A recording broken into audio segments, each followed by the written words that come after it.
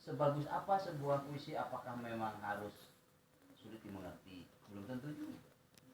Sulit dimengerti itu ada dua faktor. Faktor puisinya, faktor pembacanya. Mohon maaf ya, kalau pengalaman pembacanya sedikit, sementara puisinya mengungkapkan sesuatu yang besar, mungkin nggak nyampe, nggak ngerti. Gitu. Karena pengalaman kitanya memang sedikit, pengetahuan kitanya sedikit. Makanya kemudian puisi memberi ruang kepada semua orang untuk melakukan tafsir sebatas pengetahuan dan pengalamannya. Gitu loh. Sehingga kemudian jadi berbeda-beda. Kata si A, ini mah puisi tentang Tuhan.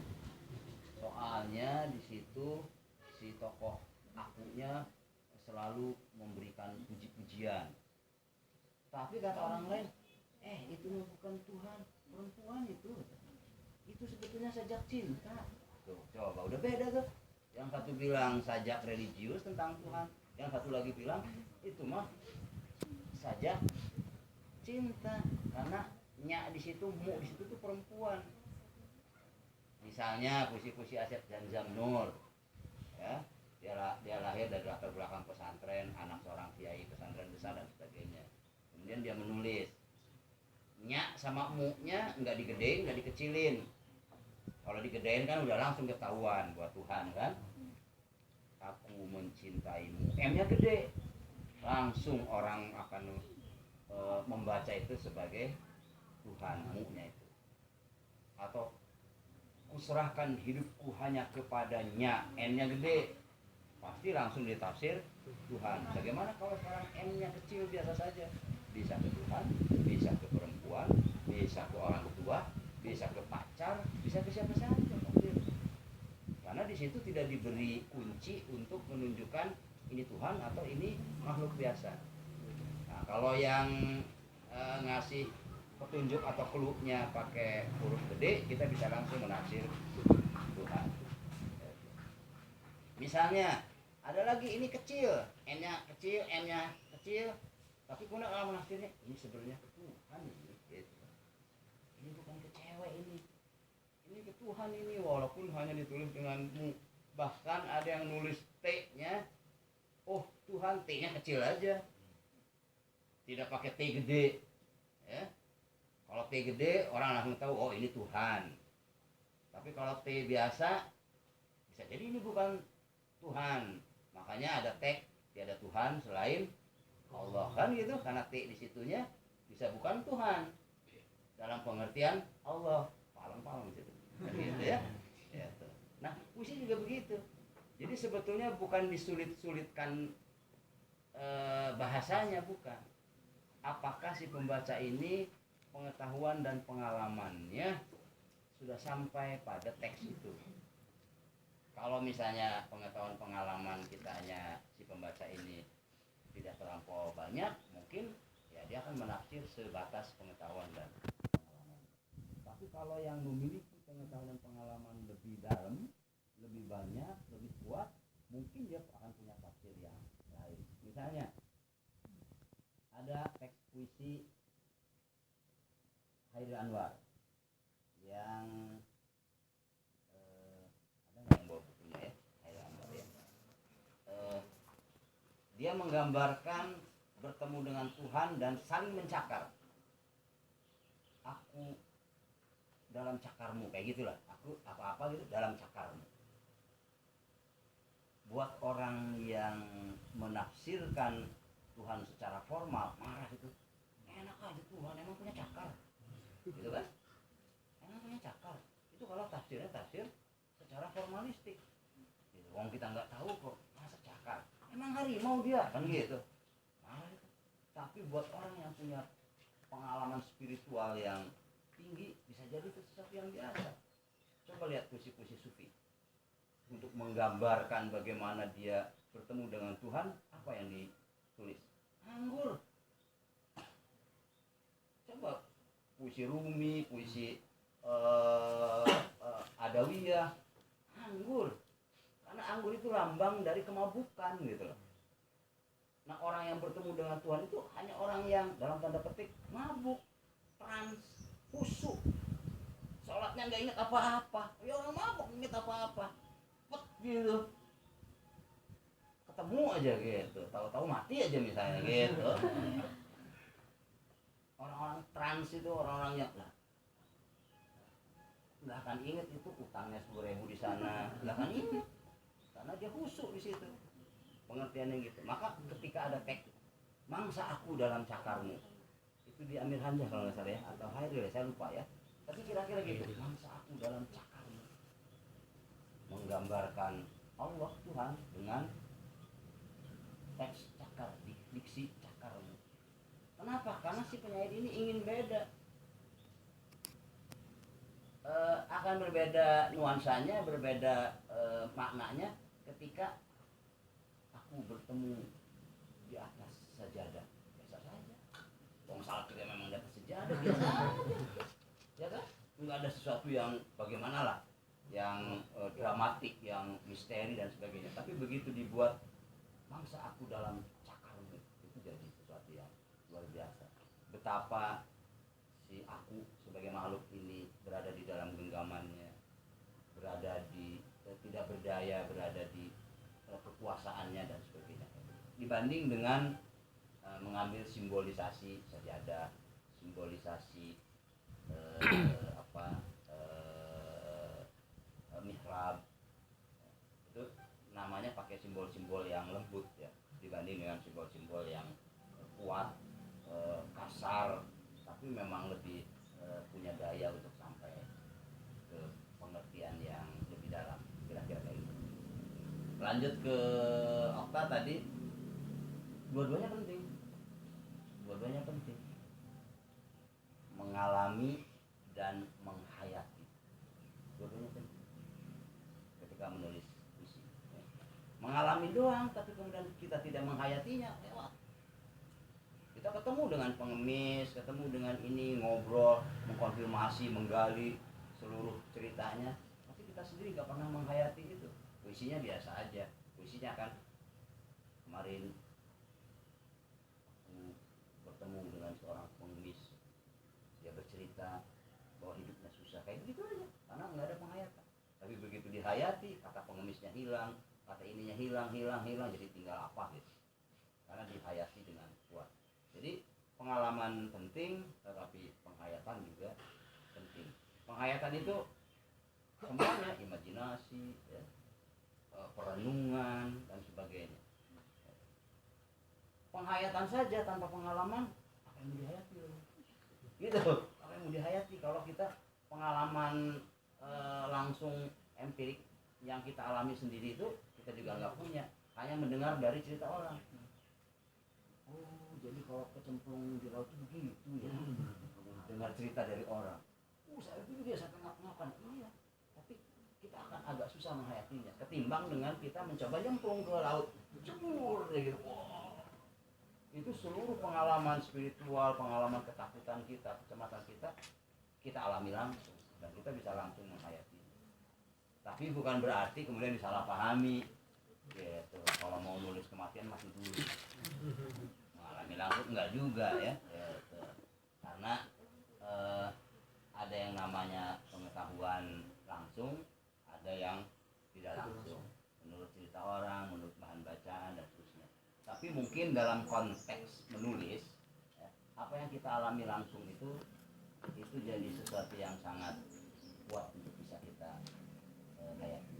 Maka kebanyakan para penulis menyarankannya seperti itu, perbanyaklah pengalaman empirikmu, kemudian perdalamlah pengalaman batinmu dalam penghayatan.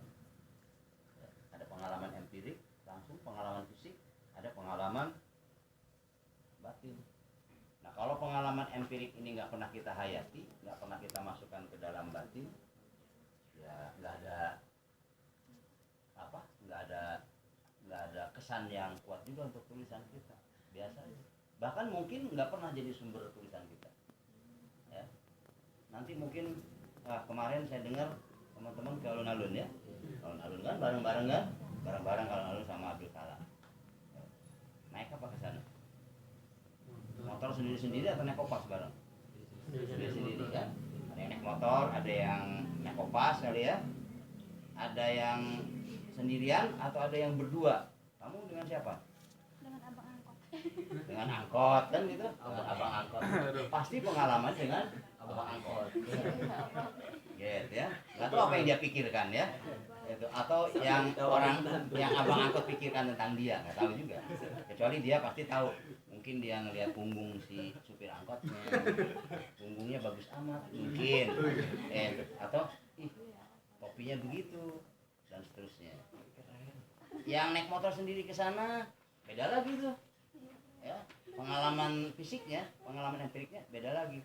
Sampai di sana ketemu kan, ketemu. Nah, jadi pengalaman bersama itu saat itu, tapi tanggapannya, penghayatannya bisa beda-beda. Padahal pengalamannya sama di situ bertemu. Sekarang juga ini pengalamannya sama bertemu. Tanggapan dan penghayatannya akan tetap beda-beda. Yang satu mungkin lebih memperhatikan hidung saya. Yang satu lagi, topinya cakep amat, orangnya menjelek, kayak gitu. Yang satunya lagi, kayaknya kaosnya baru gitu. Yang satunya lagi ngeliatin ini aja kok nggak dimakan, gitu. Beda-beda. Gitu. Kira-kira gitu. Tapi dua-duanya penting. Ya. Dua-duanya teman-teman harus coba perkaya. Maka selalu pengetahuan harus diperbanyak lewat read tadi, baca, membaca buku, membaca bahan-bahan pustaka dan membaca sekitar, ya, lewat konfirmasi, nanya ke orang dan seterusnya. Kedua, ya perbanyak pengalaman. Pengalamannya pengalaman empirik, fisik dan pengalaman batin, penghayatan. Selebihnya tinggal diinkubasi. Inkubasi itu di peram itu apa ya? Singkong di peram, kasih ragi, gitu. Dia metamorfosis, nggak disebut singkong lagi, jadi puyuh, jadi tape, jadi makhluk baru. Diinkubasi, diperam, dia ditulisan, jadi makhluk baru itu dari pengetahuan dan pengalaman. Jadi diperam. Apa diperam itu ya? Apa yang diperam itu? Ya diolah lah, bahasa ilmiahnya diolah. Lebih asik diperam itu ya. Peram, diterungkup kalau orang. Sekarangnya ditutup itu si singkong itu. Dipuyung ya, ya jadi puyung, jadi tape, jadi makhluk baru. Ketan dengan kelapa tumbuk jadi makhluk baru. Gemblong. Uli. Ya, jadi uli. Jadi makhluk baru. Gara-gara ditumbuk, diolah, diperam, diproses apapun namanya itu jadi makhluk baru. Tulisan ya, dari ini inkubasi kemudian ya ditulisan. Jadi benar yang tadi 4 itu teorinya kayak gitu. Dari telur jadi pitik. Ya, jadi itu penting. Oke, ada lagi? Mas, kalau ini Mas, kalau misalnya pengalaman mimpi itu gimana? Bisa dijadiin sebuah misi? Bisa.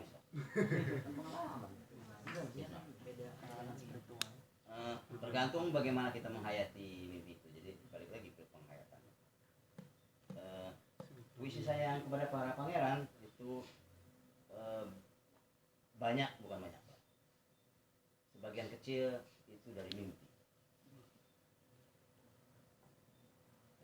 Ya, misalnya ini ya. Ini saya dapat dari mimpi.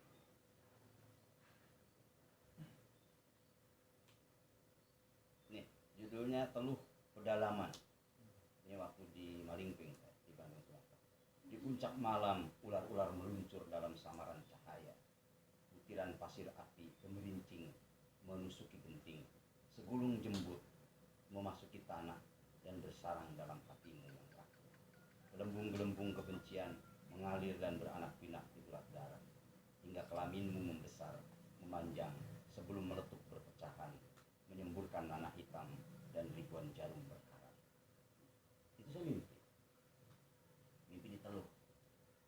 Karena saya punya pengetahuan Teluh, punya pengalaman Teluh, bukan neluh ya. Jadilah puisi ini. Ketika mimpi itu hadir,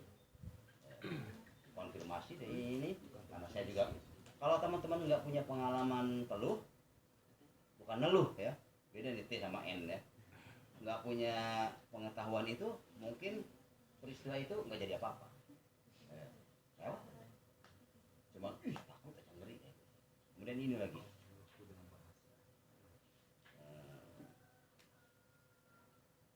aku datang dari masa depan ya, jadi saya ketik bagian 2 nih ya. Dan lelaki berjubah hijau itu menghentikan kuda putihnya, tersenyum dan mengangguk, tangannya terulur seperti memanjang, menyentuh keningku, kesejukan yang kekal. Wong Agung, oh Maulana, ingin bisa ketemu Sultan Hasanuddin. Kau saja. Jadi puisi ini, jubahnya hijau, naik kuda, kan kebayang tuh. Coba kalau dia naik Mercy, kan jadi mimpinya, karena mimpinya naik kuda itu. Kemudian saya punya pengalaman tentang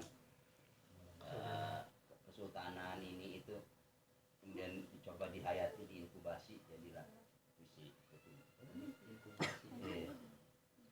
Diperam ya, diperam, diperam inkubator itu. Pakai inkubator boleh, pakai daun pisang boleh, pakai ragi gitu. Diinkubasi itu memang diendapkan ya, diendapkan, disimpan, kemudian ditambah bahan-bahan lain. Kan kalau singkong itu ditambah ragi ya, tambah bahan-bahan lain. Ini contoh sederhananya ya. Gitu. Ini juga ada gagasan, ada ide lewat pengalaman empirik, pengalaman langsung, lewat mimpi, lewat bacaan dan sebagainya, diendapkan, disimpan. Simpan. Jadi nggak langsung coret. Kalau itu kan buat latihan free writing ya. Diendapkan.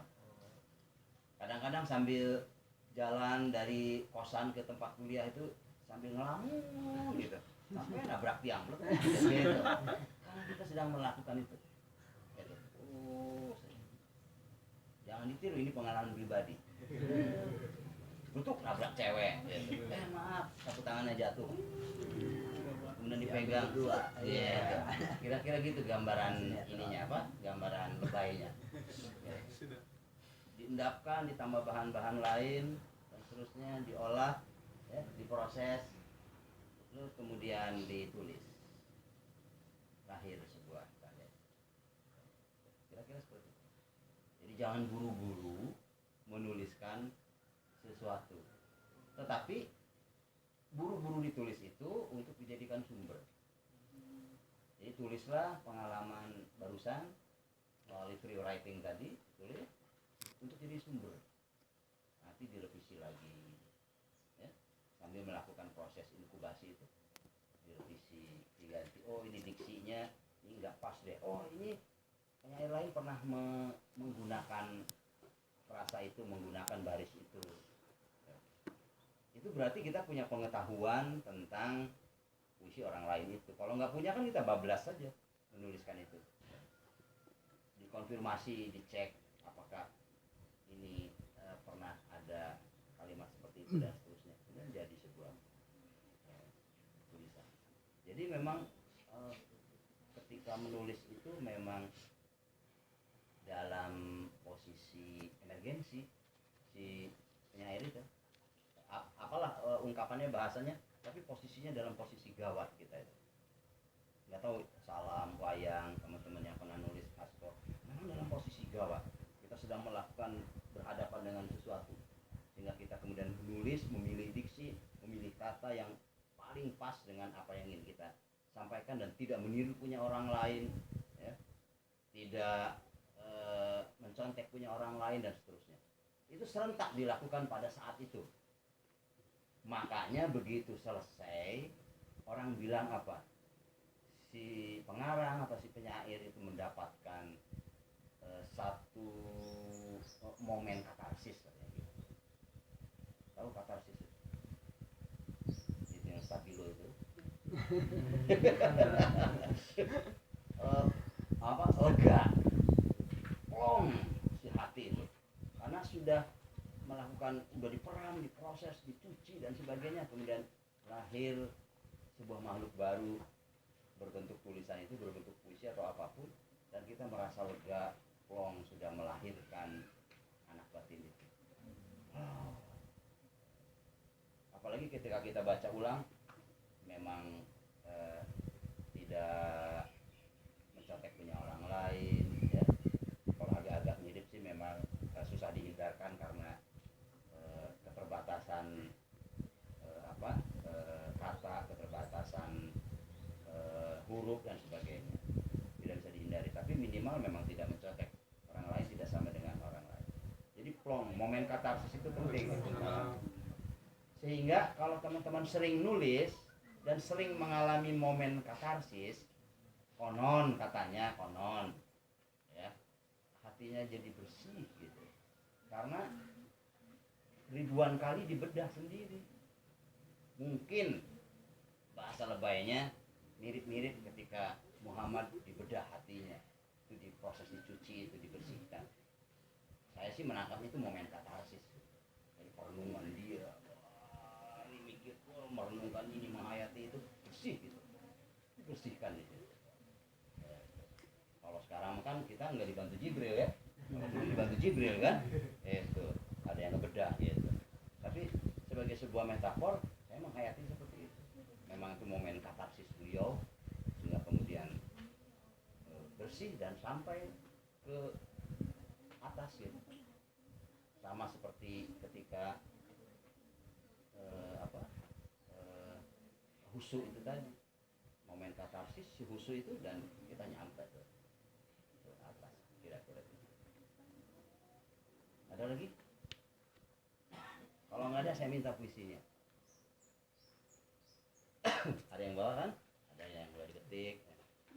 Kita juga bawa, Wani juga pasti bawa. Pekan kemarin pada bawa?